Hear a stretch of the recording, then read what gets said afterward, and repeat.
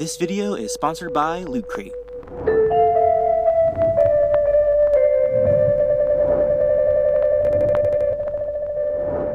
Hey guys, welcome to my top 10 favorite moments of Avatar: The Last Airbender, Smoke and Shadow. Today I am joined by the one, the only, Turk Magerk, avid comic book nerd and Avatar fanatic.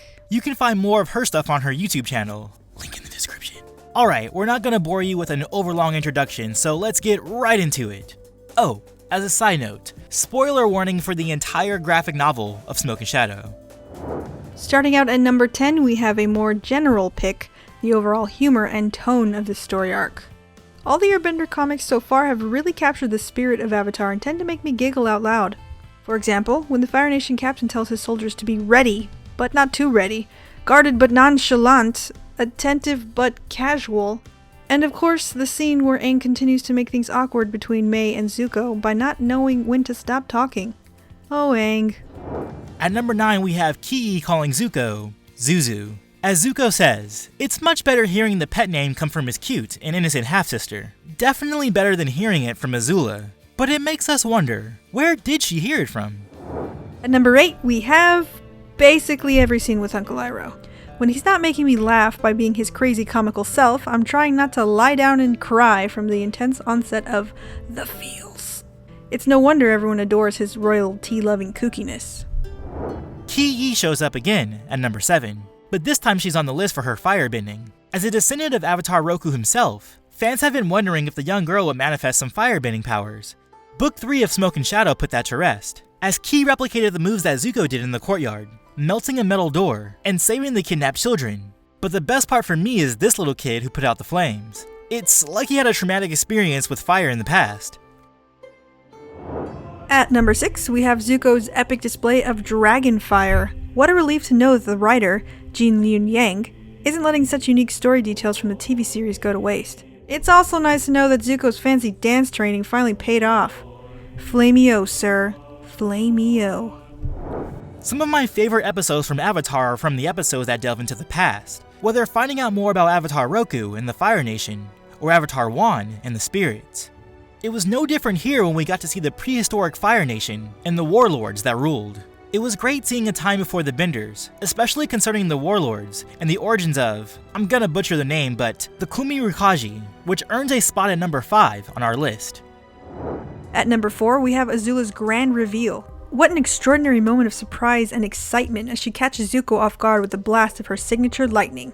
And what a sweet moment for her brother Zuko, who absolutely knows it's his crazy sister. At number 3, we have the decision of Constable Sung and the punishment of Fire Lord Zuko. A lot of Smoke and Shadow revolves around Zuko and what kind of leader he should be. Many of his citizens criticized that he did not do enough to prevent the Dark Spirits from taking their children. While Zuko was away with Aang, conducting his own investigation, Constable Sung, influenced by Ukano and the Safe Nation Society, took it upon himself to fight off the Dark Spirits.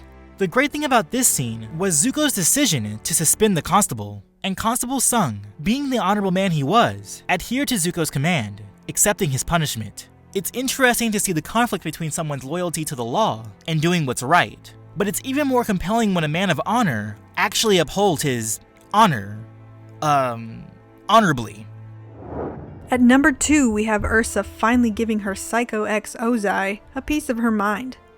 The TV series gave us but a fragment of the abusive relationship poor Ursa endured, but the comic books have provided much more insight. After all those years of being terrified of the man who treated her more like a prisoner and less like a wife, it's great to see Ursa finally confront him. When she does, Ozai attempts to frighten her with a typical evil monologue, but Ursa embarrasses him, like, "Cool story, bro. Tell it again." And at number 1, we have Azula pretty much kicking butt throughout Book 3. Not only did she get the better of Zuko, twice, she outfought Suki, Ty Lee, and Mai. But in classical Azula fashion, she was not only doing her thing on the battlefield, she was also pulling the strings on everyone, as it was revealed that she was behind all the Dark Spirit attacks, who weren't really Dark Spirits at all, but her friends from the mental institution, Azula's very own Suicide Squad, if you will. It was good seeing Azula back in action, back to her pre-insanity days, kicking butt, taking names, and always remaining a step ahead. And that's our list. What's your favorite part of Smoke and Shadow? Let us know in the comments below. And be sure to check out Turk's YouTube channel, link in the description. See you later, guys! And as always, peace, love, and remember, be water, my friends. Water Tribe.